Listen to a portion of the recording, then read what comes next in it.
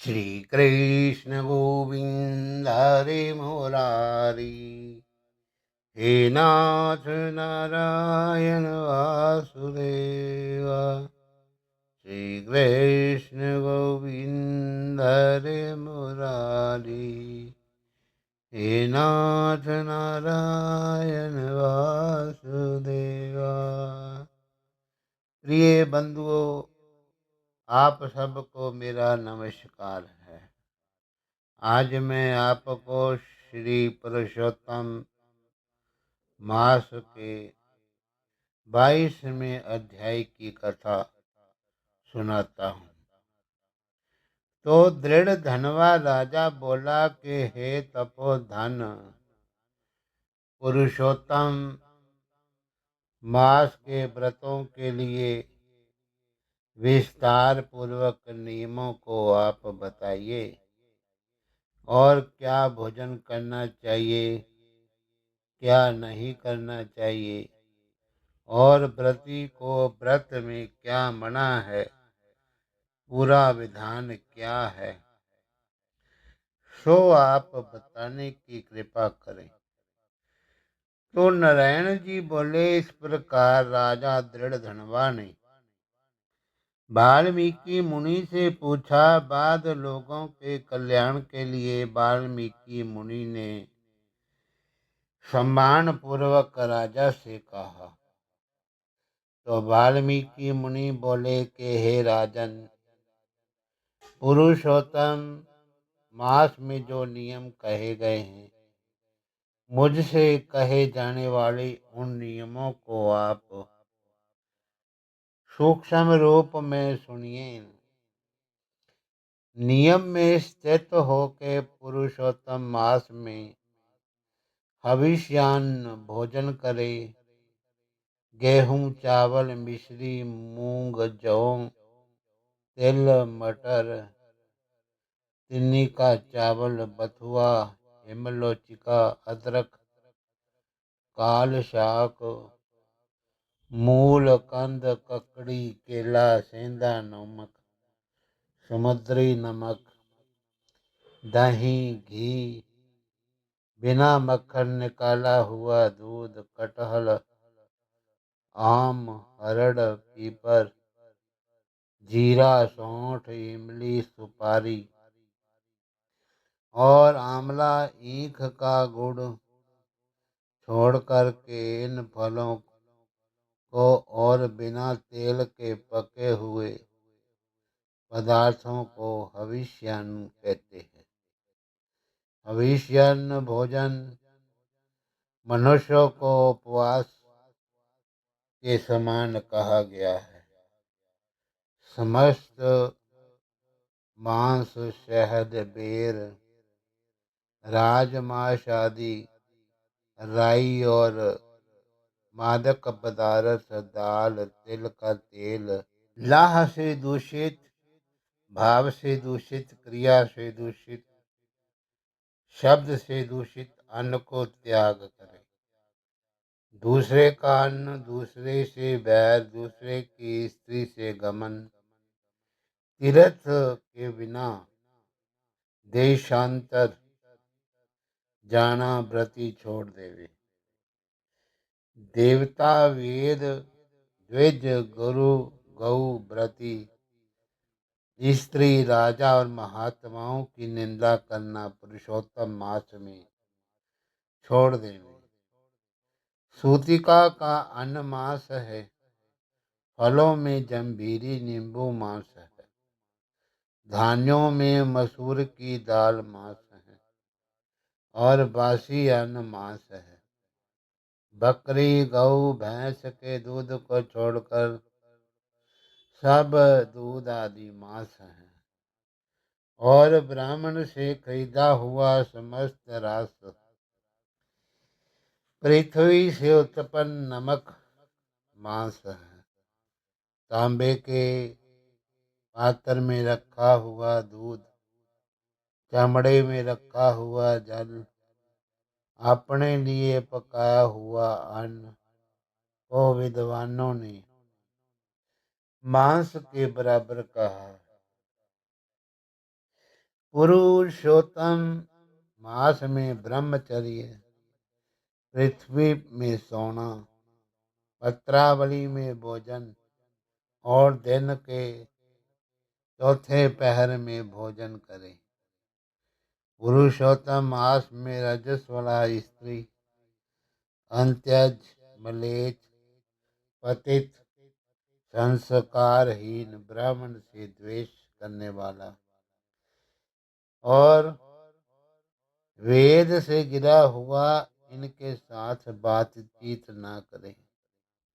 इन लोगों से देखा गया और काक पक्षी से देखा गया सूतक का अन्न 2 बार पकाया हुआ और भूजे हुए अन्न को पुरुषोत्तम मास में भोजन नहीं करें।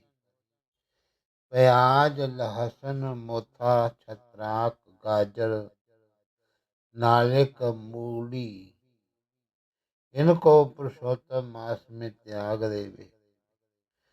व्रती इन पदार्थों को समस्त व्रतों में हमेशा त्याग करे। विष्णु भगवान के प्रीत्यर्थ अपनी शक्ति अनुसार ये सब व्रतों को करे।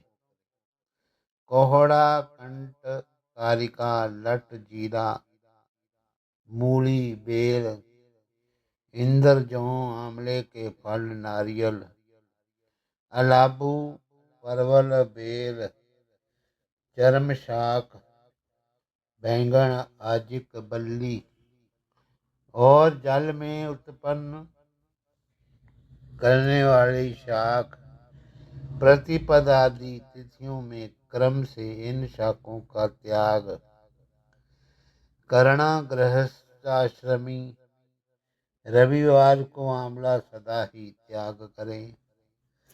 पुरुषोत्तम भगवान के प्रीत्यर्थ जिन जिन वस्तुओं का त्याग करे उन वस्तुओं को प्रथम ब्राह्मण को दे करके फिर हमेशा भोजन करे। व्रती कार्तिक और माघ मास में नियमों को करे। हे राजन, व्रती नियमों के बिना फल को नहीं प्राप्त करता है। यदि शक्ति है तो उपवास करके पुरुषोत्तम का व्रती करे, अथवा घृतपान करे, अथवा दुग्धपान करे, अथवा बिना मांगे जो कुछ मिल जाए उसको भोजन करे, अथवा व्रत करने वाला यथाशक्ति फलाहार आदि करे। जिसमें व्रत भंग न हो, विद्वान इसी तरह व्रत का नियम धारण करे। पवित्र दिन प्रातः काल उठ के पूर्वाहन की क्रिया को करके भक्ति से श्री कृष्ण भगवान का हृदय में स्मरण करता हुआ नियम को ग्रहण करे। हे भूपते, उपवास व्रत, नक्त व्रत और एक भुक्त, इनमें से एक का ही निश्चय करके इस व्रत को करें। पुरुषोत्तम मास में भक्ति से श्रीमद् भागवत का श्रवण करें और उस पुण्य को ब्रह्मा कभी कहने में समर्थ नहीं होंगे। श्री पुरुषोत्तम मास में लाख तुलसी दल से शालग्राम पूजा करें तो उसका अनंत पुण्य होता है। श्री पुरुषोत्तम मास में कथानुसार व्रत में स्थित व्रती को देखकर यमदूत सिंह को देखकर हाथी के समान भाग जाते हैं।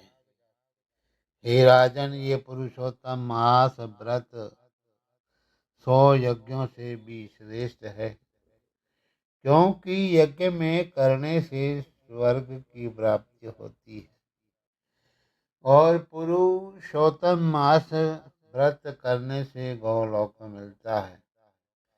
जो पुरुषोत्तम मास व्रत करता है उसके शरीर में पृथ्वी की जो समस्त तीर्थ क्षेत्र हैं तथा संपूर्ण देवता हैं वे सब निवास करते हैं।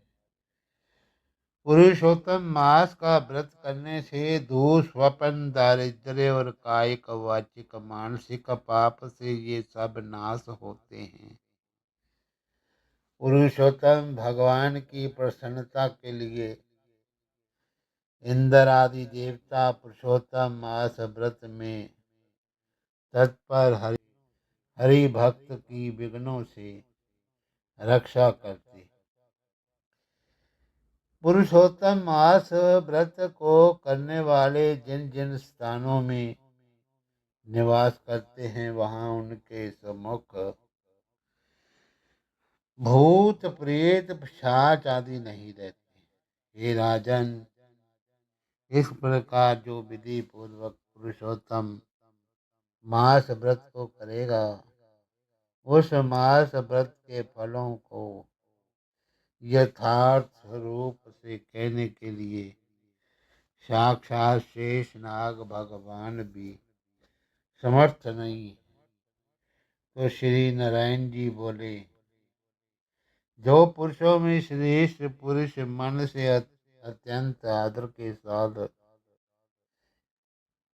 इस प्रिय पुरुषोत्तम मास व्रत को करता है, वे पुरुषों में श्रेष्ठ और अत्यंत प्रिय ऋषिकेश्वर पुरुषोत्तम भगवान के साथ गौलोक में आनंद करता है।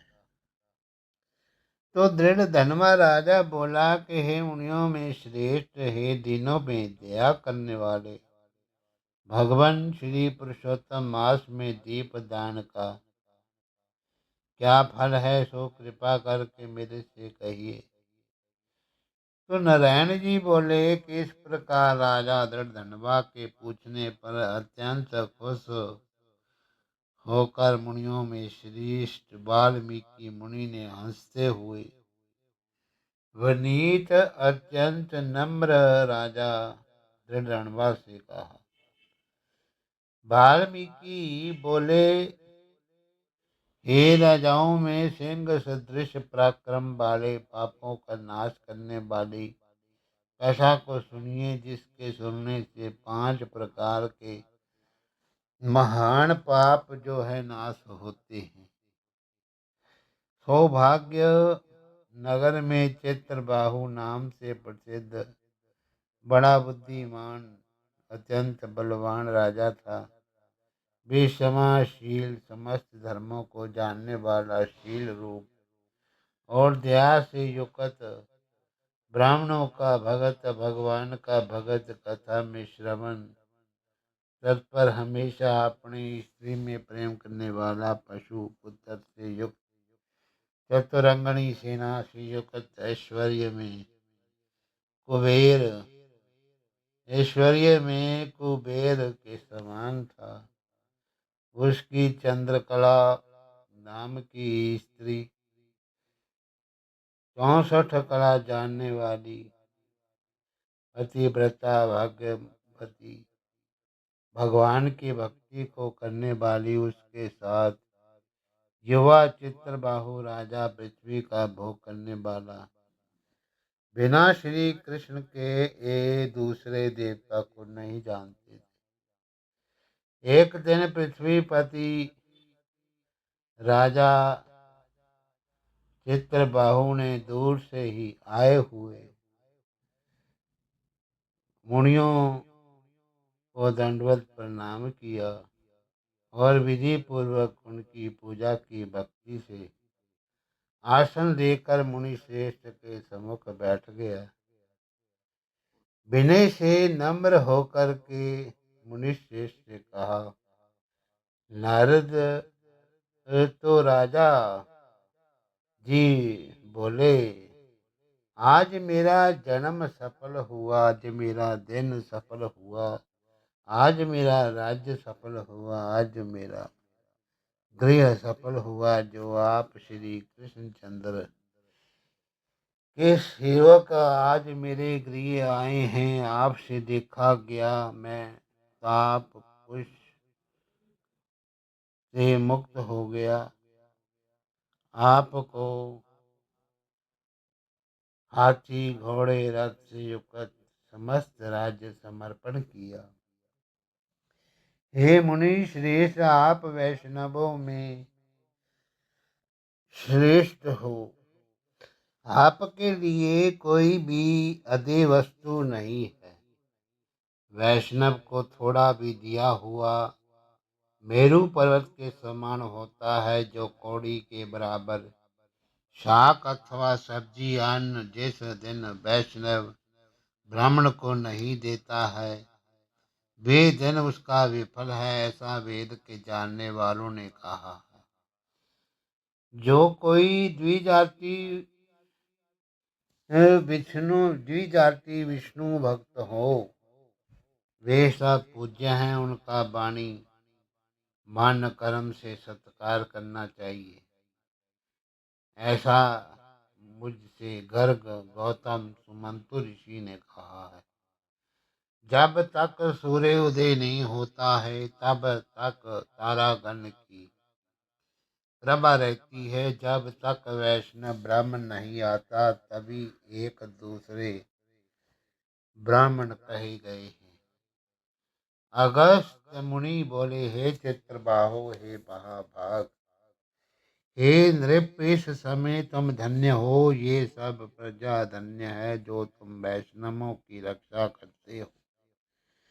जो राज्य वैष्णव का नहीं हो, उसके राज्य में वास नहीं करना चाहिए। शून्य वन में वास करना अच्छा है, परंतु अवैष्णव के राज्य में रहना अच्छा नहीं है।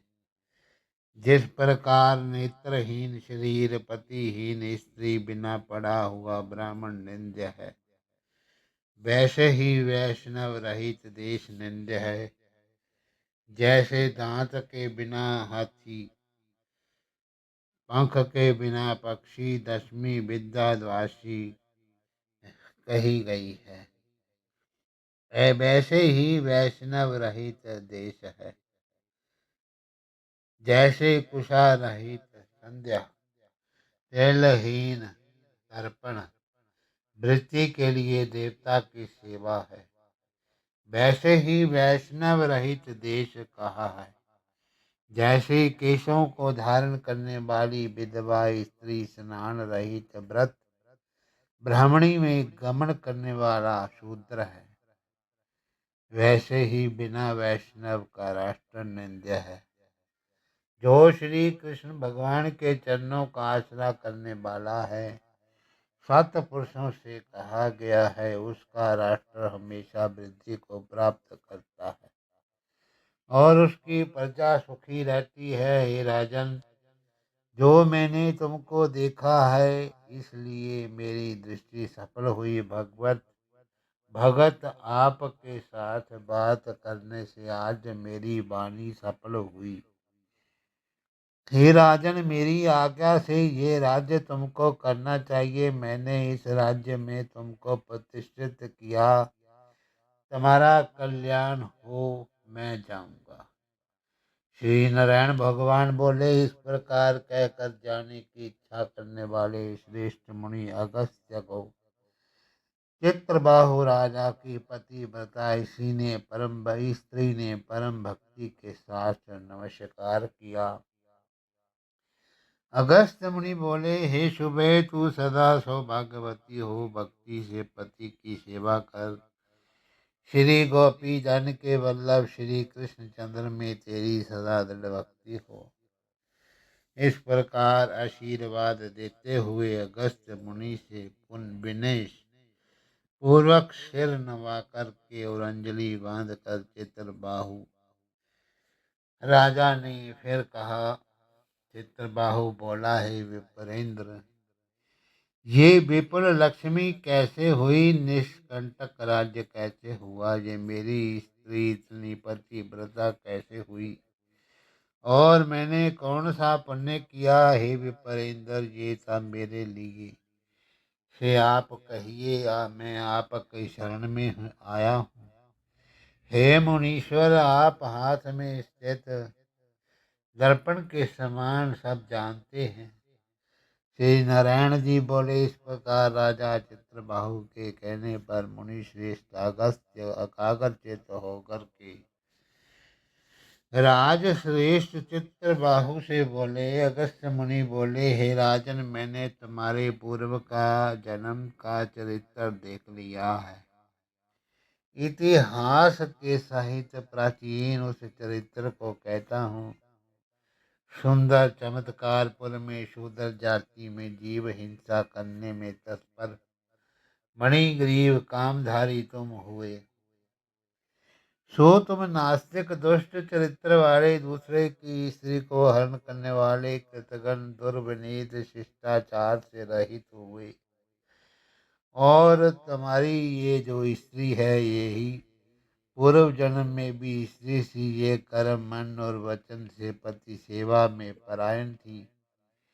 पतिव्रता महाभागा, धर्म में प्रेम करने वाली मनस्विनी, इसने कभी भी तुम्हारे विषय में दुष्ट भाव नहीं किया। पाप कर्म को करने वाली तुम्हारी जाति और बांधवों का ने त्याग कर दिया और क्रुद्ध होकर राजा ने सब उत्तम धन ले लिया।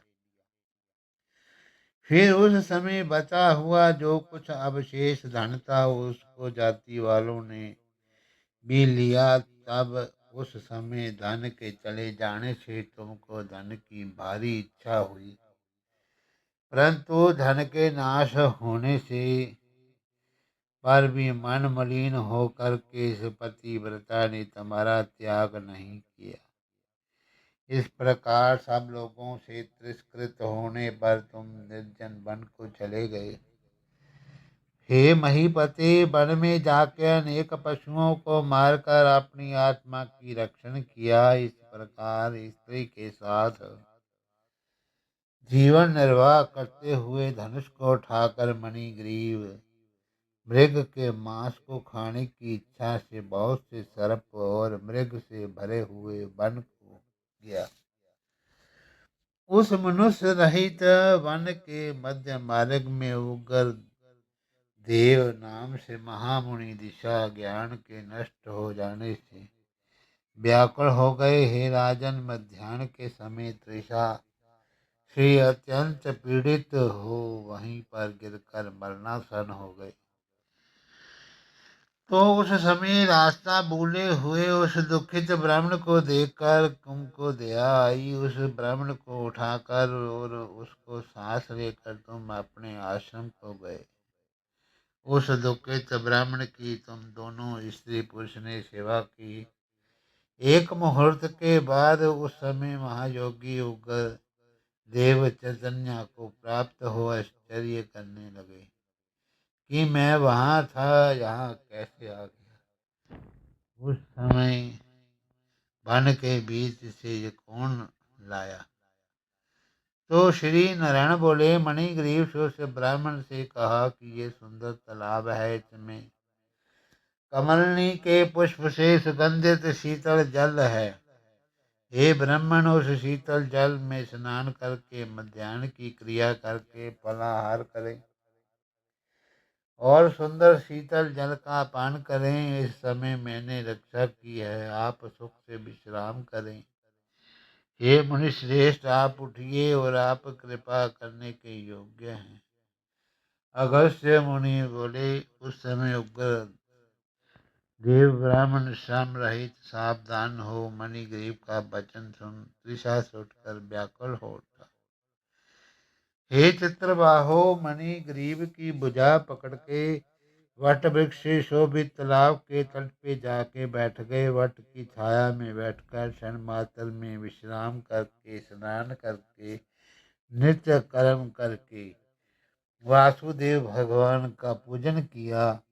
देवता पितर को तर्पण करके सुंदर शीतल जल को पान करके उग्र देव ब्राह्मण शीघ्र वट के मूल में जाकर बैठ गए। पत्नी समेत मणिग्रीव ने मुनि श्रेष्ठ उग्र देव को नमस्कार किया और अतिथि सत्कार करने की इच्छा से विनय युक्त हो वाणी से बोला। तो मणिग्रीव बोला, हे ब्राह्मण, आप मुझको तारने के लिए आप मेरे आश्रम को आए, आपके दर्शन से मेरे पाप नष्ट हो गए। इस प्रकार उस ब्राह्मण से कहकर सुन प्रसन्न म- मणिग्रीव इसी से बोला, आई सुंदरी, जो जो भी स्वादिष्ट फल पके हैं उन आम्र फलों को तुम जल्दी लाओ, विलंब मत करो हे शोभानने। और जो कुछ कंद आदि हो उनको भी लाओ। इस प्रकार स्त्री अपने पति के वचन को सुन फलों को और कंद आदिकों को लाके हर्ष से ब्राह्मण के सामने रखती है। मणिग्रीव फिर मुनि श्रेष्ठ से वचन बोला कि हे ब्राह्मण, इन फलों को ग्रहण करके मुझ स्त्री पुरुष को कृतार्थ करें। उग्रदेव ब्राह्मण बोला, तुमको मैं नहीं जानता हूँ, तुम कौन हो सो मेरे से कहो। विद्वान ब्राह्मण को चाहिए कि अपरिचित का भोजन न करे। मणिग्रीव बोला, हे द्विज शार्दुल, मैं मणिग्रीव नामक शूद्र जाति का स्वजनों से, जाति वालों से, अपने बांधवों से त्यागा हुआ हूँ। इस प्रकार शूद्र के वचन को सुनकर प्रसन्नात्मा उग्रदेव ने फलों को खाया, बाद जल को पिया। ब्राह्मण को सुख से बैठे देखकर मणिग्रीव उग्रदेव ब्राह्मण के पैरों को अपनी गोद में रख के दबाता हुआ फिर बोला। मणिग्रीव बोला, हे मुनि श्रेष्ठ, आप कहाँ जाएंगे? इस निर्जन जल रहित हिंसक जंतुओं से भरे हुए दुष्ट वन में कहाँ से आए? उग्रदेव बोला, हे महाभाग, मैं ब्राह्मण हूँ, प्रयाग जाना चाहता हूँ। इस समय रास्ता ना जानने के कारण भयंकर वन में चला आया हूँ। उस जगह थकावट और प्यास के कारण क्षण भर में ही मरना सन हो गया। बाद तुमने मेरे प्राण को बचाया है। मणिग्रीव बोला, तुमको मैं क्या दूं? तो हे मणिग्रीव, तुम दोनों स्त्री पुरुष ने इस दुख के कारण वन में आश्रय लिया है, उस दुख को मुझसे कहो, मैं उस दुख को दूर करूंगा। अगस्त्य मुनि बोले। इस प्रकार उग्रदेव ब्राह्मण के वचन सुनकर के अपनी स्त्री के सामने उस मुनीश्वर उग्रदेव की प्रार्थना करके दरिद्रता दूर, समुद्र को पार और करने वाली इच्छा से मणिग्रीव ने अपने कर्म के भयंकर फल रूप वृत्तांत को कहा।